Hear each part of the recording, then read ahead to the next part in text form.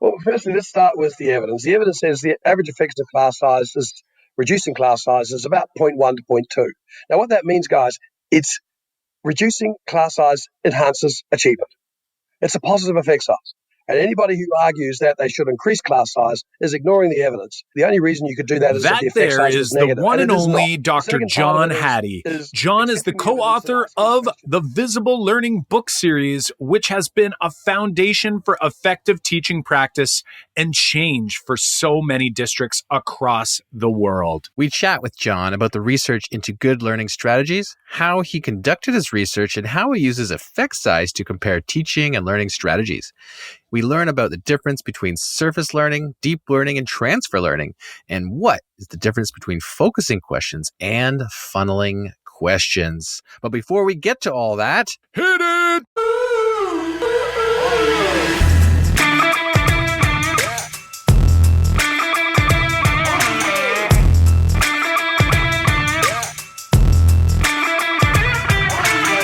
Welcome to the Making Math Moments That Matter podcast. I'm Kyle Pierce from tapintoteenminds.com. And I'm John Orr from MrOrr-isageek.com.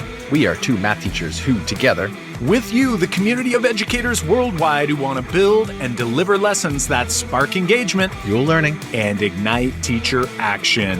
John, this is an episode we've been looking forward to for quite some time. Are you ready to get in? Of course, Kyle. Of course. We are super pumped to bring you this episode. Awesome. Before we do, we want to give a quick shout out to Aggie Am95, who left us a 5-star rating and review on iTunes. Thank you, Aggie Am95. Here's what she says. Resources and ideas you can use tomorrow. I teach 7th grade math, and I love to listen to other educators and researchers to help me improve my craft. Kyle and John do an amazing job of bringing in guests who share valuable insight and share great resources. Every episode leaves me with several aha moments. If you want to be more effective in the classroom, this podcast is definitely worth your time. If you've been loving the podcast, leave us a review on iTunes, just like Aggie Am95 did by outlining your biggest takeaway. Reviews help more educators hear about the show, and in turn, we can help make more math moments matter for students everywhere. Also, the Make Math Moments That Matter podcast is excited to bring you the Math Moments with Corwin Mathematics book giveaway. That's right, we'll be giving away 10 books from Corwin Mathematics, including John's book, Visible Learning in Mathematics. Plus, you'll receive special Corwin discounts and digital downloads just for entering the draw. You can get in on the giveaway by visiting makemathmoments.com/giveaway by Wednesday, July 31st, 2019. Listening after July 31st, 2019, no sweat, we're always running a giveaway, and you can access it through that same link. So head to makemathmoments.com/giveaway, and you'll see the current giveaway that we are offering. Don't miss out. Dive in to makemathmoments.com/giveaway. That's makemathmoments.com/giveaway. And that brings us to the main event, which is our chat with John. We hope you enjoy. Hey there, John. Welcome to the Making Math Moments That Matter podcast. We are so excited to have you on the show today. How are things over on the other side of the world in Australia? Hi, Kyle and John. It's middle of winter over here, so it's quite a cool, brisk morning. And I'm very envious of the fact that you have such really high heat over where you are, and I hope you're really enjoying it. Thank you. Yeah, it's like at the time of this recording, we're having like record heat waves here in southern Ontario. John, we know about you from your research and your books, but could you do us a favor and help our listeners understand a little bit about yourself and your background? Sure. I started born in New Zealand. Then I went and did my PhD in your part of the world, in the University of Toronto. Nice. Yeah, wonderful place to be. That was in the 1970s. I know it's changed a lot since then, but it was certainly a very quiet and wonderful place to be, particularly for a PhD student. Then my background and my training in OISI was in measurement and statistics, and that has been my career until this thing called visible learning came along. And I've worked in various universities in Australia, in North America, and New Zealand. I'm now a very proud grandfather of 3 beautiful granddaughters and enjoying those wonders of life. Fantastic. Yeah, we are very excited to learn more and discuss some of that work around visible learning. But before we get there, for those who have listened to the podcast before, they know it is the Making Math Moments That Matter podcast, because we always like to ask our guests about a memorable math moment from your learning experience. So this could be as a student, it could be as a teacher, an educator, or a researcher. But what comes to mind when we say math class? What memory pops into your mind? Oh, that's easy for me because when I went through high school, it was compulsory to take maths. We didn't have the option of dropping it. And if we had that option, I probably would have dropped it. I did okay, but I wasn't that enthused about it until I got to my final year in high school. And we had a teacher, Mr. Tomlinson, and he was, oh, wow, he was very strict, disciplinarian, but he made sure every single one of us understood maths. And I remember the very first class, he gave us the end of the year exam, and we're all devastated to get zero. And he stood up and said, my job is to demonstrate to you that I can help you get to the end of the year and pass this thing. And during the year, he gave us the odd item from the end of the year and showed us we could do this. And he just never gave up on us. He was unbelievably fair. And he really drummed the maths into us to the point that I realized, hey, I could do this. This is fun. And as you heard, as a consequence, I went on PhD kind of in statistics area. I look back on that moment and said, a great teacher made a dramatic difference to me. And it was a math teacher. Awesome.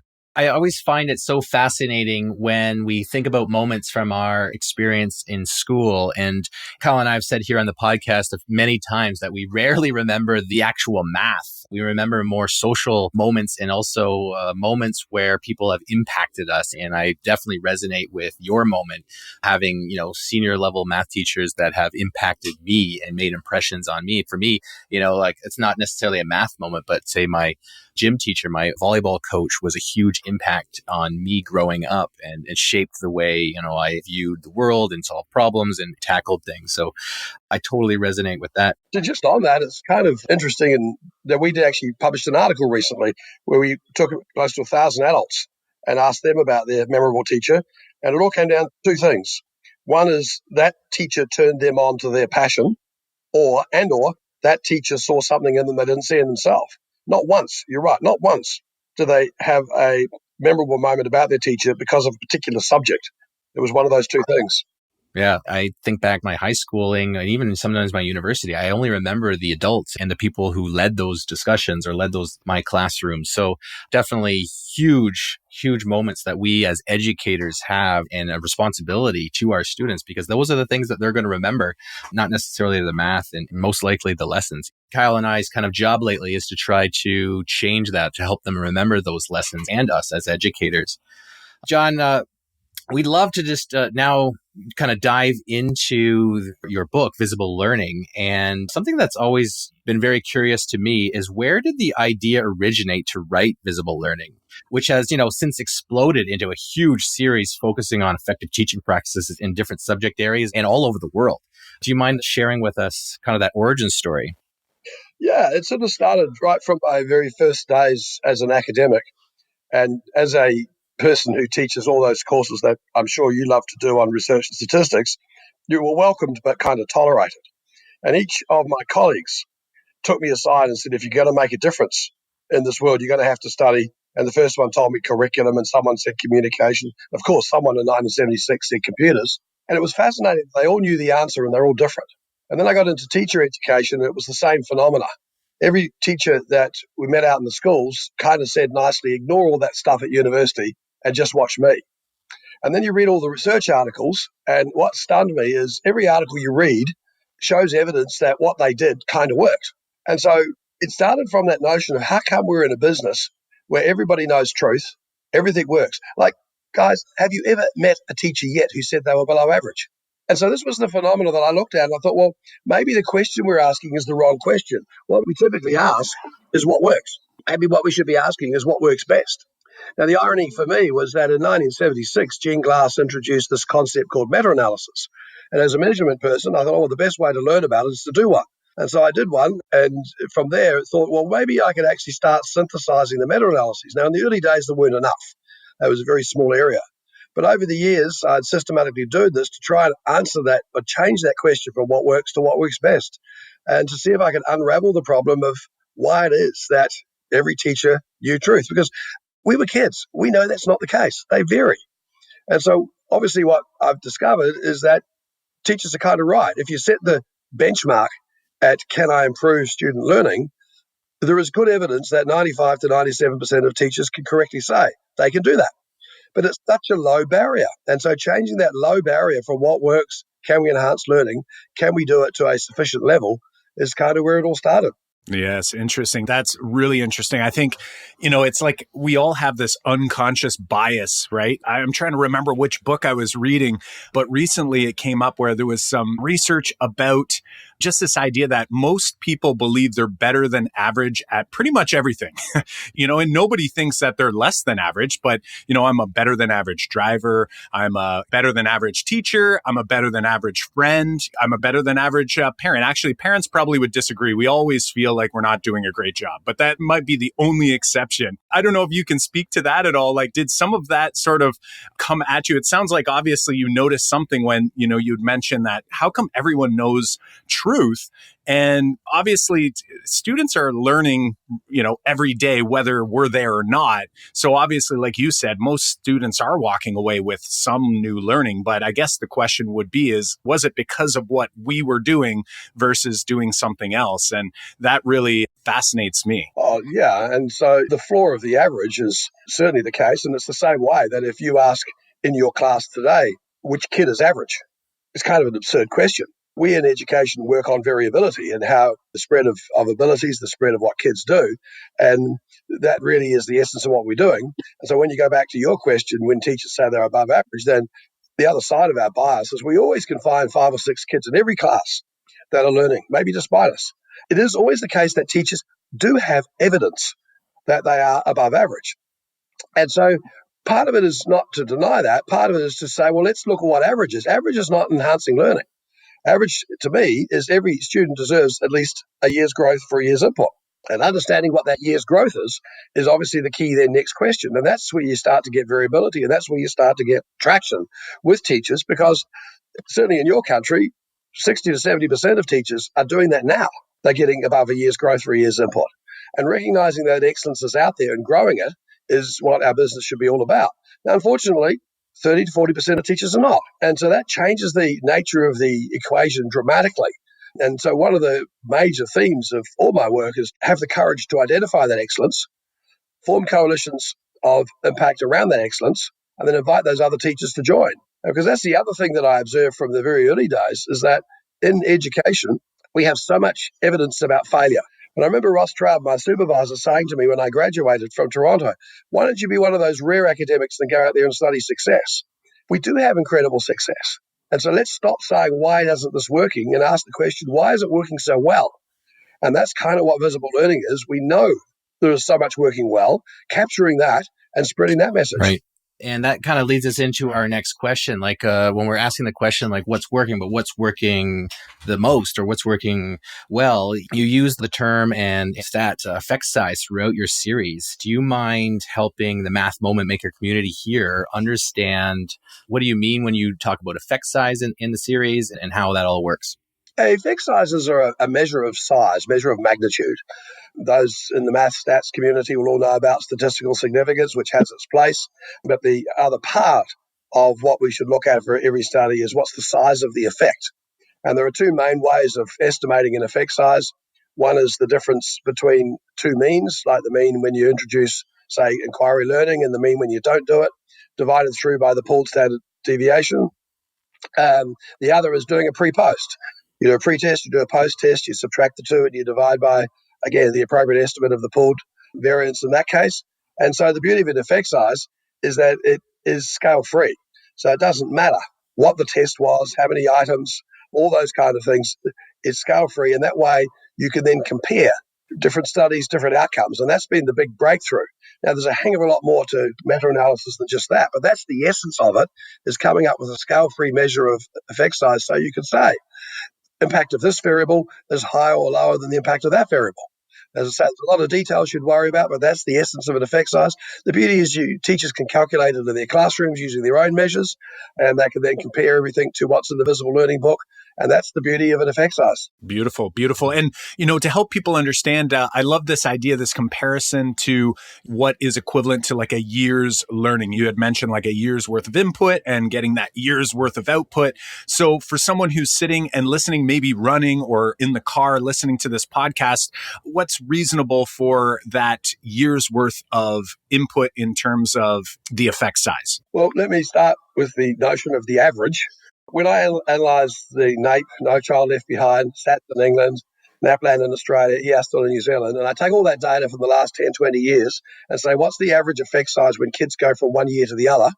It's exactly 0.4, which is the same as what I found in visible learning using a different data set. So that's a first very crude guideline. And I say it's crude because it's the average. If you're looking at a very narrow concept, vocabulary, that average will go up. If you look at something wide like creativity, that average will go down. If you look at 5-year-olds doing reading, that average will go up. If you look at 15-year-olds doing reading, that average will go down. So context matters. And so one of the things that we do in our work is we triangulate the evidence. We go into schools and we say to them, we want to talk about this notion of a year's growth. Let's look at the scores that you have on the tests you have. Let's look at artifacts of kids' work. Bring along 2 pieces of kids' work 6 months apart, the same kid. And let's have a debate about whether we think that's sufficient growth for, say, 6 months. Let's ask the students about their sense of progress and triangulating that. And what you find is again, unfortunately, so much variability. And one of the hard cold realities, guys, is that if teachers think a year's growth is about an effect size of 0.2, they're remarkably successful at getting at. If teachers think effect size is 0.6, they're very successful at getting at it. But it's that triangulation, it's that debate. And it's also that debate about what you mean by impact. Because when I say know thy impact, it's not just the test scores. It's the sense of whether the school's an inviting place for kids to come to. It's the sense of whether the kids are prepared to invest and have a joy in the learning. It's the sense of the affect, of respect for self, respect for others. And so what in the school is their basket of goods? What is their evidence from various sources that they're getting that growth? And if you don't have these discussions, then unfortunately, you're leaving it to the randomness of the teachers to decide. And that's why it's the hard part. It comes back to how teachers think about these things. And we've had so much debate in our business about what teachers do. And I bet on your podcast, on oodles of evidence around the world, we talk about different teaching methods. We talk about all the context variables. And my work is saying, no, it's not about that. It's about how we think. I wished it was easier, but it's not. And one of the ways in which we think is our concept of what that year's growth is. So I'm not giving you a simple answer. I'm not saying it's just 0.4.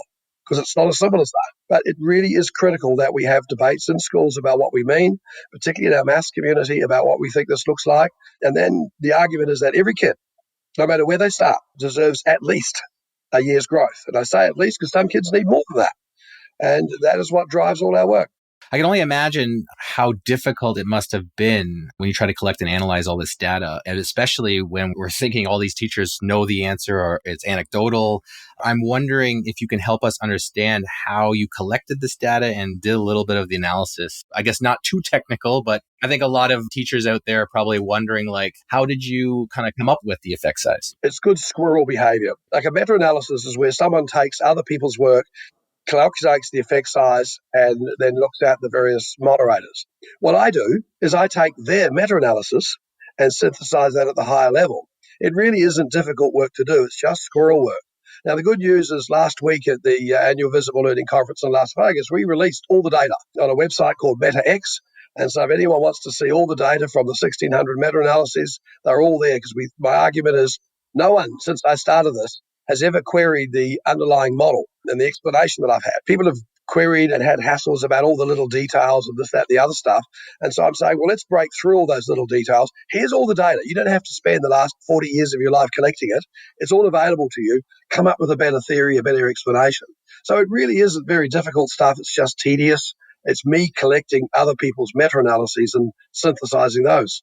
I can only imagine how difficult that could be to read. And even if an educator is trying to go to the research and you get one research paper over here with this data over here, and then there's data over here, and like, how do they all compare? So it sounds like the visible learning work has taken all of this and tried to put it almost like it's on the same playing field, right? On the same scale, so that now we can actually do some comparison.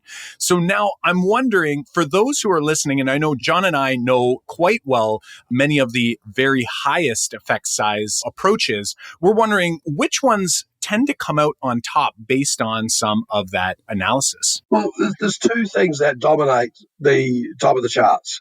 One is teacher expertise, the way they think. It's not what they do. And that's been a big mistake to promote certain kinds of ways in which we teach, because you can have a teacher using the same method and getting different effects because of the moment-by-moment judgments. We're spending a lot of our research work looking at that thinking of teachers, and it comes back to this notion of evaluative thinking, how they make decisions about whether it's worth it, whether it's valuable, significant, on a moment-by-moment basis. And the second thing that dominates is student thinking.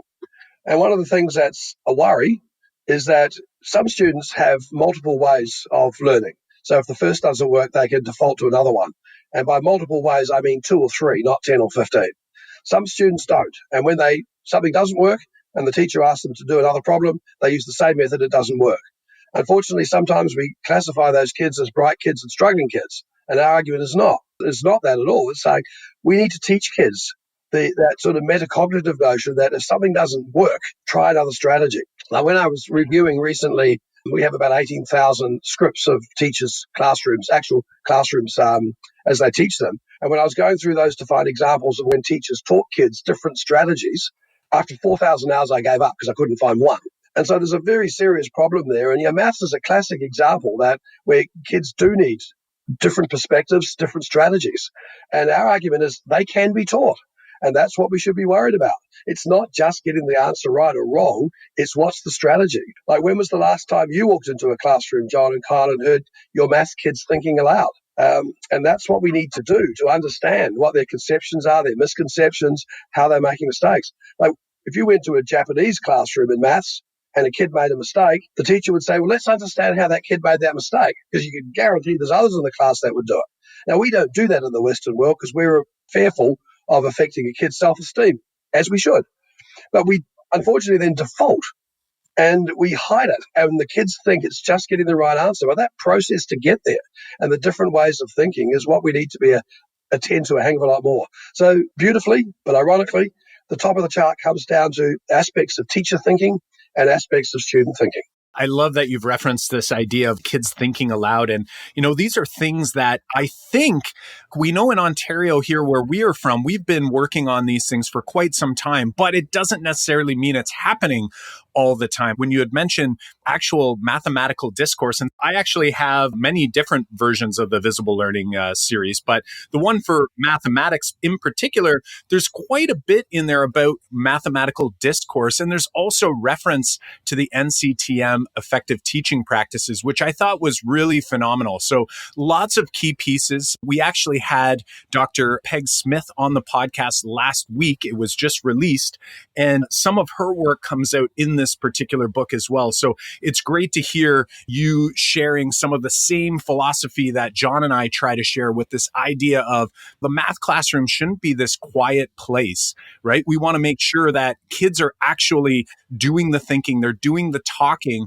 so that they can actually reflect on their learning and try to figure out where they need to go next. So I'm wondering here, we were going to ask this a little bit later, but I'd love to sidestep this here, because we actually had asked on Twitter a number of people out there, and we asked, what would be the questions that you would ask John Hattie if he was to come on the podcast? And we got a lot of responses. I'm going to flip it to John. John, which one do you think we should head to? Because John was indicating to me that it would be great to flip to one of the responses from Twitter. So I'm going to let him set this up for you. Yeah, this is a question from Adrienne Burns, and this is something that's always been on my mind too. She asks you, John, which aspect or piece of your research findings or your work do you feel could be or is misunderstood or misrepresented by educators or their districts? She put in brackets here, I'm assuming some part has been distorted or misinterpreted, because that is the kind of nature of the beast with kind of stuff like this.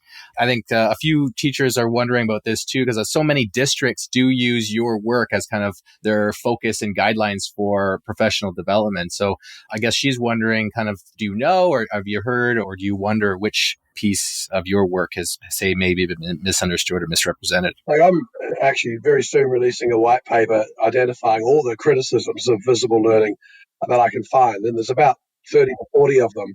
2/3 of them relate to one thing, and that is that league table. And in many cases, it worked for me because it attracted attention to the book. On the other hand, it's been a liability.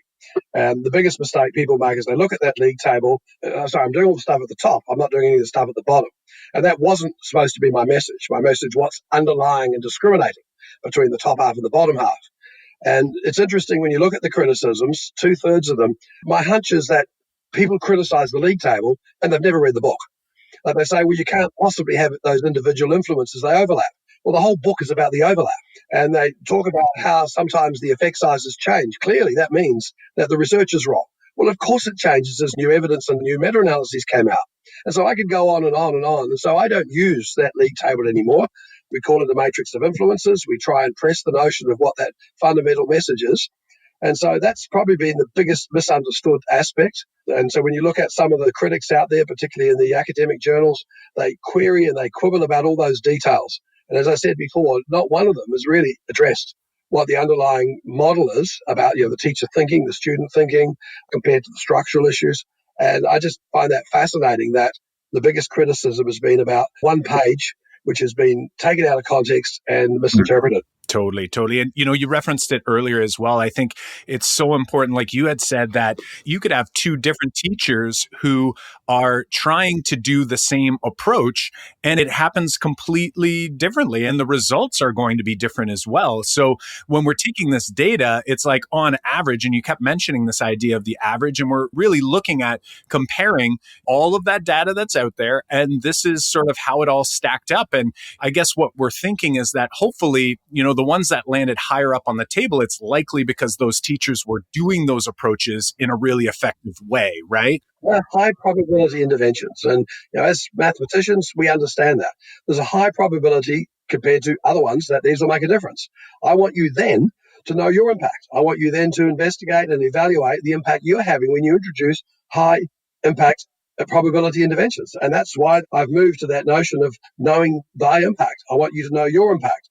Right. And, something that's really interesting as well is that if I go to that table and I say, okay, so the research is telling me that these tend to be effective, and then I am using it and it's not working for me, then I should be reflective on my own practice and say, maybe I'm missing something here. So especially as you articulated, if I just go to the table and I just look and see, okay, I'm going to do that now, but I haven't actually read or learned about how to do those things well, that could be a really tough sell. Even more than that, it may be some kids are benefiting and other kids are not. So you should look at that as well. Right. Exactly. And does that mean that we don't do it for all the kids because it's not working for some, or we do it for all the kids because it is working for some? Or is that where differentiation comes in, right? That to me is the concept of differentiation, is a differentiation of our teaching. Whereas so often we think of differentiation as differentiation of activities, different activities for different kids. And if you go back and read the research on differentiation, that's exactly what you shouldn't do. You should allow for similar success criteria, but different time and different ways to get there for kids. But that's unfortunately not what often happens. Absolutely. I had gone to some differentiation workshops early in my career, and that was at least the message I interpreted. It doesn't necessarily mean that was the intended message, but the message I received was I have to make 5 versions of the same problem. And, in reality, at the end of the day, if the problems that I'm giving different students or the tasks that I'm having them do aren't actually addressing the learning goal or the learning intention, then that's not going to actually help those students, right? I mean, they might be able to accomplish the task, but it doesn't help them accomplish the learning that we set out for all the students in the classroom. So something we noticed in the table, and a lot of the pieces near the top of the table really had this metacognition, this part where students were taking ownership of their learning. And one in particular was self-reported grades and student expectations comes out on top with that effect size of 1.44. That's more than 3 times of that hinge point of 0.4 that you referenced earlier. Now, I'm wondering, just to get your own perspective on this, with state, provincial, even district policies in place around assessment and valuation, including grades and how we comment or create comments and other challenges, do you have any tips for educators who are eager to try applying some of these high yield approaches? Like, how might they create the conditions to implement something like self-reported grades in their math classroom? Yeah, that's a fascinating one. And over the years, I've certainly struggled to come up with the best ways of looking at that word. What we've been doing now is turning that more into assessment capable students, because that's something you can actually action. And the argument there is, like, the next time you give your class an assessment or a test, before they do the assessment, ask them to put at the top what grade they're going to get. Fortunately or unfortunately, kids by the age of 8 are pretty accurate at estimating it. And so you have to seriously ask why you would ever bother giving the test. And our argument is you give the test to find out to you what you taught well, who you taught well, and what the magnitude is. And that changes the notion, firstly, of assessment as feedback to you as the teacher, because it actually doesn't give much feedback to the students because they already know what the answer, what their grade is going to be. But on the other hand, what we want to do is we want to teach them to interpret the results from their assessment. And so again, when you give the assessment back to your class next week, wait a day so it's not just short-term memory, and ask the students, what do they understand by the feedback that you gave them? What do you understand by what you're going to do next? And unfortunately, it's a pretty barren discussion. Most kids look at the grade. Most kids say, yeah, I expected about that. And that's despite you guys spending all your Sunday afternoons writing screeds and screeds of comments. How do you teach the kids to interpret the feedback? How do you teach them to know where to go next? And because what you're trying to do here is you're trying to change their expectations about what they can and can't do. Because if they know that they're a C student and they perform at that level, in a sense, they're satisfied. And that's just not good enough. We want them to be a B student. And so it's that notion of, and it's kind of like going to the notion of feedback. Like, I spent many years of my research career trying to understand how teachers could give more feedback. Well, the first thing you note in the classroom is teachers already give lots of feedback. And it turns out it's the wrong question. The right question is, how do you increase the amount of feedback that a student receives and understands? And that, unfortunately, is, in an average classroom, about 2 or 3 seconds a day. Most kids know that when you give feedback to the whole class, it's not about them. Most kids know when they get an assignment back, the grade is about as much feedback as they're going to get. And so the assessment capable learning, the student expectation notion is, how do we teach the kids to be party to understanding and interpreting where they need to go next? Because if you think of the definition of the perfect student, the educated person, it's the person who knows what to do when they don't know what to do. And that's what we want them to do in our maths class is, well, I couldn't do that. How do I get help? Where do I go to next? Not, oh, I couldn't do that, therefore I can't do it. And so that's why that notion of student thinking, student expectation is so powerful. And you say, yeah, it's 3 or 4 times the average effect. It's actually double the effect of the teacher expectation. It's very, very powerful. I'm so glad you brought that, or you mentioned that about helping kids understand what to do next. It's part of the reason and exactly how Kyle and I have modified our assessment approaches a number of years ago to including like full class days dedicated to exactly that. We are tired of kids, handing back our quizzes or tests and kids looking at the mark, like you said, and just kind of going, okay, that's exactly what I predicted, and tossing it in the trash or filing in the binder and never looking at it again. And one of the ways that we changed right away was that we only wrote comments on how to fix that work and didn't write grades on it anymore. Because like you said, the kids who knows that they're a C-level student, when they get the C, they're like, yeah, I'm done. Instead, when they don't see the C, they were like, okay, well, what did I get on it? We're like, well, you're not at your level yet, or you're not showing proficiency yet. You need to change it. So they might have had the C and quit, but the fact that you've not wrote that C on there, they now imagining like, I got to do better. And so then they fix it. We're spending full class day a week now helping our kids understand that just accepting some of those grades doesn't mean you're done. Like, we always want to strive towards kind of making it perfect. And it was one of the messages I share in the first week of class is that every quiz you're going to write, or every test you're going to write, or every assessment that you're going to do in this class will become perfect. And that's part of our goals during our time together, is that we're not going to just accept that mark that you thought you might have got, or that mark you got. Just because you got the 60% in September, it doesn't mean that that's where you're going to stay on that particular learning goal by the time we get to January. So I'm super glad that you mentioned that, because I think that's super important. Yeah, but the one thing I'd probably want to talk to you more about is I would not ignore the mark. I think it is about that. I think there's information in the mark, but I like what you're doing as critically as well. And what we're doing is we're using the notion of personal bests. And that often needs an anchor. And so, yeah, you got a C last time. Let's go for a C plus. And this is how you do it. And that highlights again the importance of the where to next and what you understand and what you don't understand. I think the discussion about whether it's grades or marks is a bit of a folly because both can be powerful in maximizing kids' learning. And when you talk about perfect, there is a concept of what perfect looks like, and that is an A plus grade. And so working the kids on this notion of personal best, and in a sense, personal bests are kind of like mini success criteria. The beauty of that is all kids, they have a clear understanding of what a personal best is. And it is about striving to do better than what you did yesterday with help from expertise. That makes complete sense that they need a benchmark to see where they were and where they want to go. So that's a good tip for sure. We're going to switch gears here just for a sec, but we love that you reference the funneling and focusing questions so much that we have discussed them here on previous episodes with some of our former guests. Can you help the Math Moment Maker community understand the difference between funneling and focusing questions? It's fascinating when you look at a typical classroom. And again, as I said earlier, we have about 14 to 18,000 teacher scripts. And you ask questions like, what's the average time teachers talk? It's 89% of the time. When you ask the nature of teacher questions, about 250 a day is the typical one. But when you ask about what those questions are about, they're always about the facts. They're very content-based. And then when you ask how many questions does a class ask a day about their work where they don't know the answer? So I'm ruling out what page am I on, can I go to the toilet? And the answer per class is about 2. And that's what we want to change with the notion of the funneling and the focusing questions, is to get the students to be more involved in asking questions about the things they don't know. And that requires an incredible amount of trust. And then it's this notion of looking at the nature of the student questions, which is a real luxury when you consider that 2 is the average per class. And it's how you can get the students to ask questions about the strategies they're using or they're not using.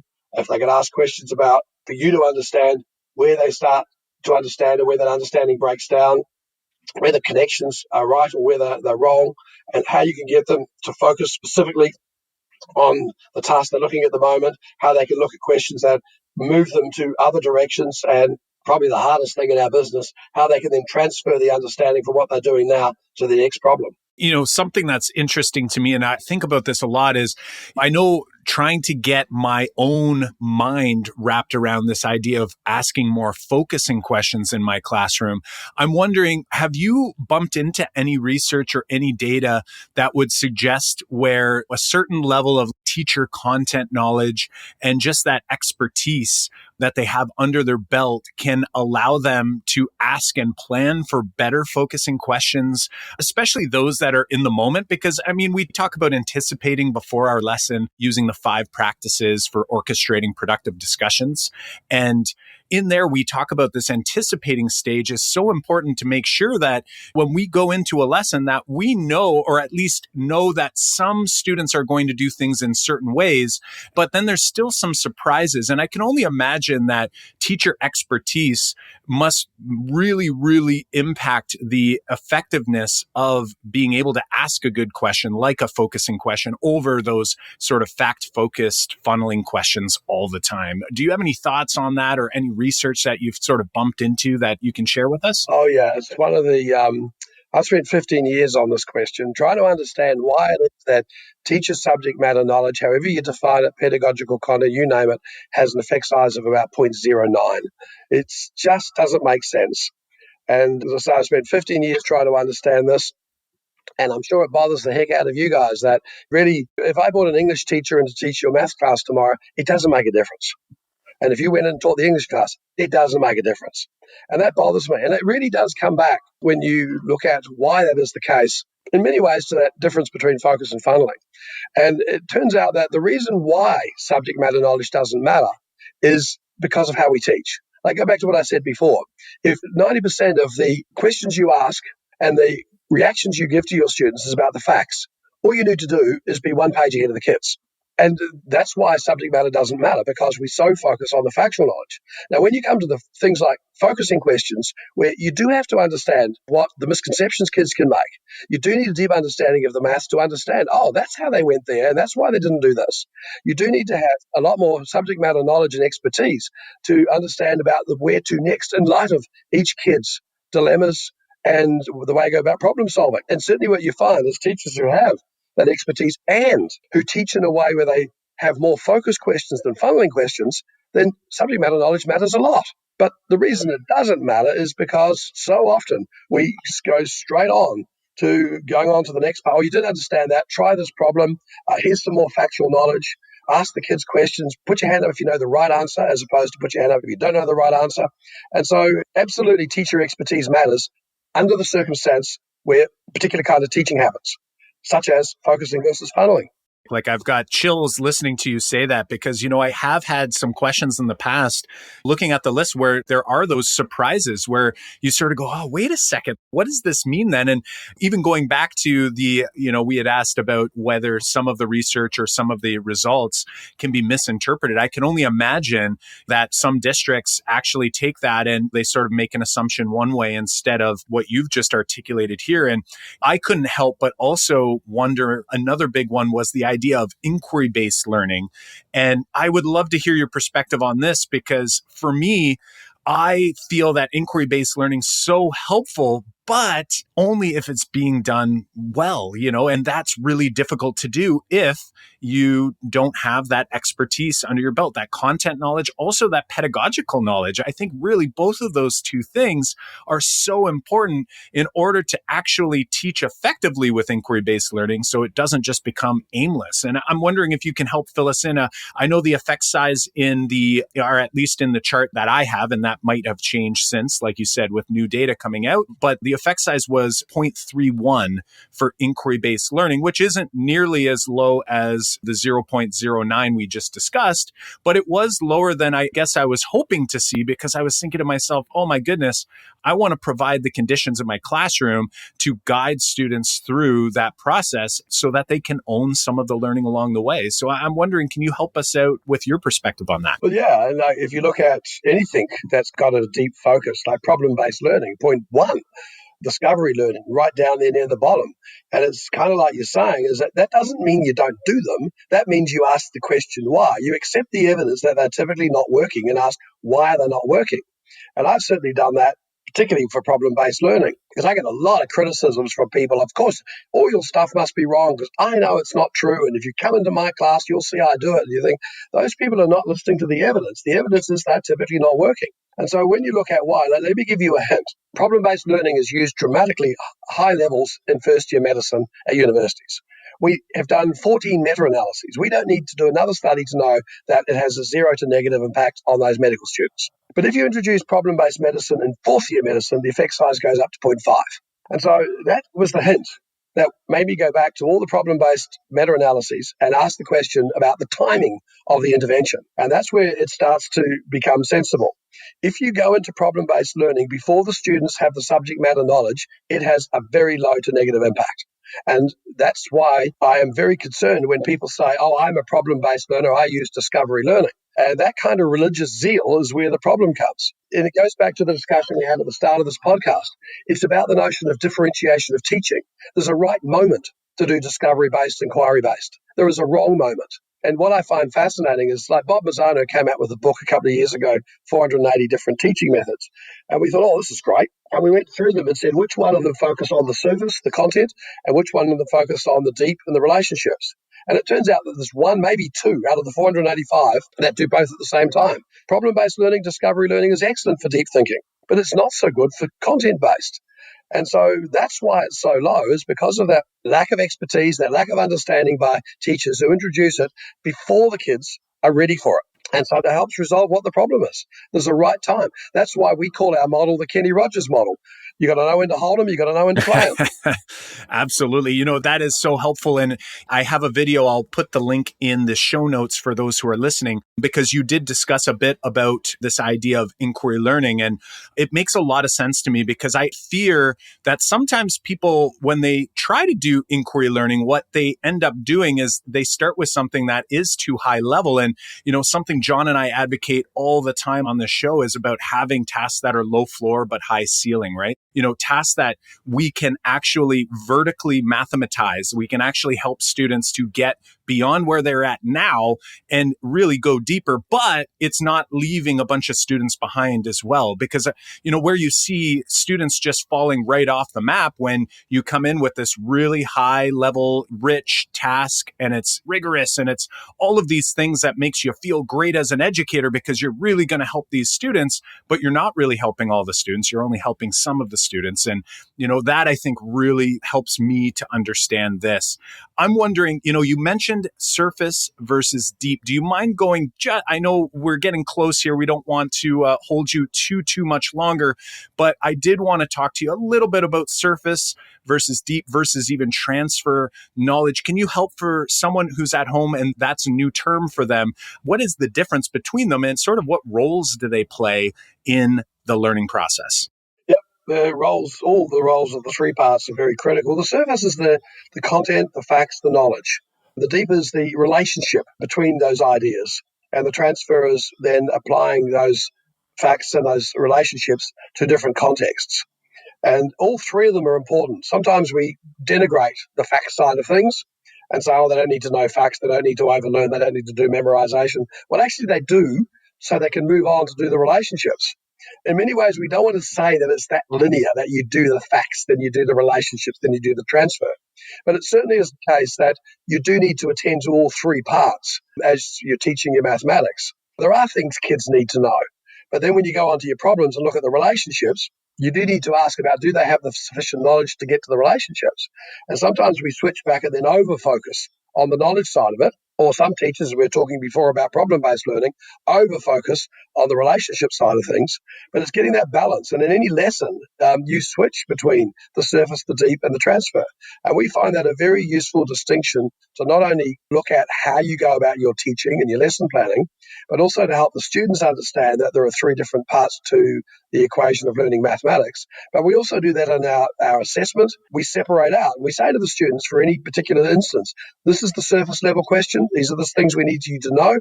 And these are the deep level questions. We've also, in our latest work, started to split up our success criteria and talk about the surface level success criteria and the deep. And again, when you go back to our students, what do they understand by doing mathematics?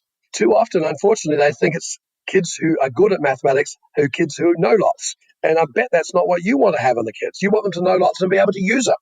And so this distinction between surface and deep and transfer, we find a very powerful one. Awesome. I love how you'd mentioned that really all three are important. It's not, when I think about in mathematics specifically, a lot of times you'll hear people talking about, back to basics, or some say inquiry learning, discovery, all of these things. And you've done a great job. And I see a connection here where it's showing that like these things they are all important and we have to have them all. And when I picture surface, deep, and transfer learning, I kind of picture like almost like a continuous cycle, not one after the other, but just this idea that as you're working on surface learning of this idea over here, you could be going into deep learning about something that you have learned in the past. Like it's really this almost like an ecosystem for learning, right? Like you have to have them all. It's not turning one on and turning one off. And Kyle and John, you're actually doing Kenny Rogers. That skill to know when to do that and when not to do that is the skill of evaluative thinking.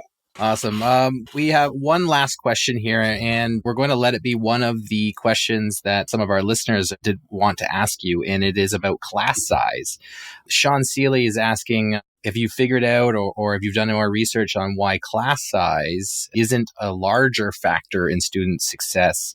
He feels like his district is kind of using your research to overload class size because that effect size isn't as high as some of the other strategies. So, yes, it's a particularly hot topic in your state of province at the moment. I was about to say that. I was going to say this is a hot topic for us right now too. So we're wondering your thoughts on this. Well, firstly, let's start with the evidence. The evidence says the average effect of class size is reducing class size is about 0.1 to 0.2. Now, what that means, guys, it's reducing class size enhances achievement. It's a positive effect size. And anybody who argues that they should increase class size is ignoring the evidence. The only reason you could do that is if the effect size was negative, and it is not. The second part of it is accepting the evidence and asking the question, why is that effective class size so relatively small compared to what many of us would expect? And certainly I've done the research on that. Has others looked at that? And it turns out there is a very simple reason. If you take a teacher in a class size of 25 to 30 and you put them in a class of 15 to 20 and they teach the same way, Who's surprised? And certainly what we've done over the years is we've learned in classes of 25 to 30 to use modifications of a tell and practice model. We tell, they practice.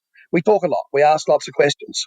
The absolute irony of this is that when you research teachers who go into classes of 15 to 20, they do more tell and practice. They actually talk more. There is less feedback. There is less group work. And so that's why the effect size is so small. Imagine if we reduce the class size and we change the nature of the teaching. Now, I can only find one study in the world that's ever asked that question. And so reducing class size has not enhanced learning to any major effect. Could it? Yes, it could. But we're not asking the right question. We're not asking about the different nature of teaching. Like if I said to you guys tomorrow, I'm going to put you in a class of 500, which is the typical class I teach at university, the nature of your teaching would have to change very quickly. It's the same notion going from 30 to 15, and we typically haven't done it. So accept the evidence is low, accept the evidence that it has not made a difference, and ask the question, can we come up with ways of enhancing it? Because if you go to smaller classes and you change your teaching methods, it could work. But let me leave you with one comment. Over the last 200 years, we've worked out pretty well how to teach in large classes. Most of the studies in visible learning are based on classes of 25 to 30. There are some unbelievable, stunning teachers out there who have learned how to have pretty important and major effects in classes of 25 to 30. I want to understand them, and I have to seriously ask if those teachers are then put in classes of 15 kids are deprived of great teachers. As you were mentioning this, I'm so happy that we had an opportunity to ask that question from Sean on Twitter, because as I'm flipping to the chart, and I know you had referenced earlier, it's not just about the chart, but I'm looking at even the top 30 of the approaches with high effect sizes. And I'm looking at so many of them that we could do more effectively if we did them with a smaller class size. And maybe that class size, effect size would change, like feedback is 10 on this particular list. Response to intervention, number 3, like I'm picturing this idea of small group instruction. But if I'm just going to continue to teach to the whole audience and not really worry about actually taking that and trying to do something different with the fewer students that I have to build that teacher-student relationship with and just to really interact with on a daily basis, I can only imagine that over time that those numbers would change. I'm sure you're right. Fantastic. Well, John, listen, we know you are an incredibly busy person. We really want to thank you so much for joining us on the podcast. But before we go, is there anything coming up on the horizon that you want to share with the audience, as well as where they can learn more about John Hattie and the visible learning work that you are always doing and diving deeper into? Well, yeah, as I mentioned earlier, we released all the data last week on a website called Metaanalysis.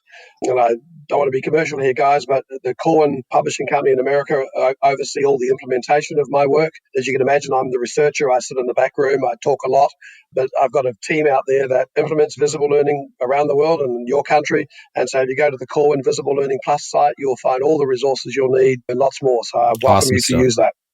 Awesome stuff. So, John, again, we want to thank you for joining us here, and we hope you enjoy the rest of, your morning. It is. And look, John and Carl, thank you so much. And as you can imagine, having done my PhD in Canada, I owe your country a tremendous amount. Love it dearly. And I wish all of you the very best in your enjoyment of your summer. Awesome. Thank you very much. We want to thank John again for spending some time with us to share his insights with us and you, the Math Moment Maker community. As always, how will you reflect on what you've heard from this episode? Have you written ideas down, drawn a sketch note, sent out a tweet, called a colleague? Be sure to engage in some form of reflection to ensure that learning sticks. Also, the Making Math Moments That Matter podcast is excited to bring you the Make Math Moments with Corwin Mathematics book giveaway. That's right, we're giving away 10 books from Corwin Mathematics, including John's book, Visible Learning, plus you'll receive special Corwin discounts and digital downloads just for entering the draw. You can get in on the giveaway by visiting makemathmoments.com/giveaway by Wednesday, July 31st, 2019. Listening after Wednesday, July 31st, 2019? Don't sweat it. We are always actively running giveaways, so check out makemathmoments.com/giveaway to learn about our current giveaway that's going on right now. Don't miss out. Dive in at makemathmoments.com/giveaway. That's makemathmoments.com/giveaway. In order to ensure you don't miss out on any episodes as they come out each week, be sure to subscribe on iTunes or on your favorite podcasting platform. Also, if you're liking what you're hearing, do us a favor, share the podcast with a colleague and help us reach a wider audience by leaving us a review on iTunes, and tweet us your biggest takeaway by tagging at MakeMathMoments on Twitter. Show notes and links to resources from this episode can be found at makemathmoments.com/episode 35. Again, that's makemathmoments.com/episode 35. Well, until next time, I'm Kyle Pierce. And I'm John Orr. High fives for us. And high fives for you.